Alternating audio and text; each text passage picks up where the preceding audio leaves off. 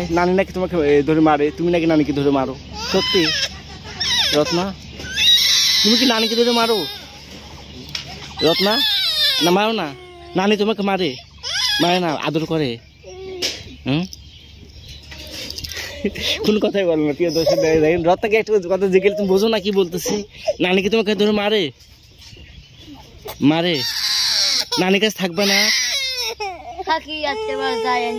রাতে ছিল ওখানে যায়, আবার দিনে এখানে চলে আইছো।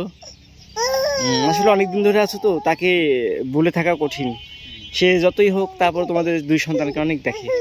গরু তার নানির গরুকে তুমি দেখো, খাইতে দাও? দেখো নানি বৃদ্ধ মানুষ তো। এখন তুমি কি রান্না করো? কাপড় ঠিক করো, কাপড় ঠিক করো। আচ্ছা ভাই যা তো মাছ টাছ আদায় করে খাও। হ্যাঁ, আর আমি বেশি বাজার করে দেবো, গরুর মাংস কিনে দিব। তুমি কিন্তু গরুর মাংস খাবে, নানিকে একটু দিও গরুর মাংস রান্না করে। হ্যাঁ, তুমি খালাকে একটু দিও। কি রত্না, কি কথা বলো? দিবা তো? আচ্ছা ঠিক আছে। আর তুমি তোমার দুই সন্তানকে নিয়ে পেট ভরে মনের মতো করে খাইবা, ঠিক আছে?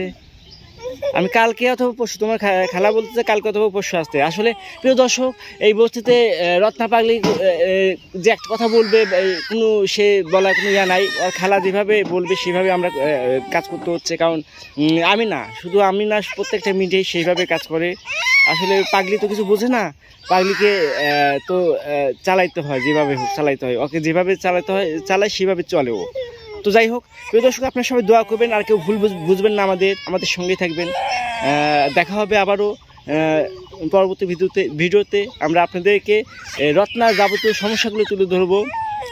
রত্না নেক্সট টাইমে কী করতে সেগুলো উঠায় ধরবো। অবশ্যই আপনারা আমাদের সঙ্গে থাকবেন, আমাদেরকে সাপোর্ট করবেন। আজ এই পর্যন্তই, আল্লাহ হাফেজ।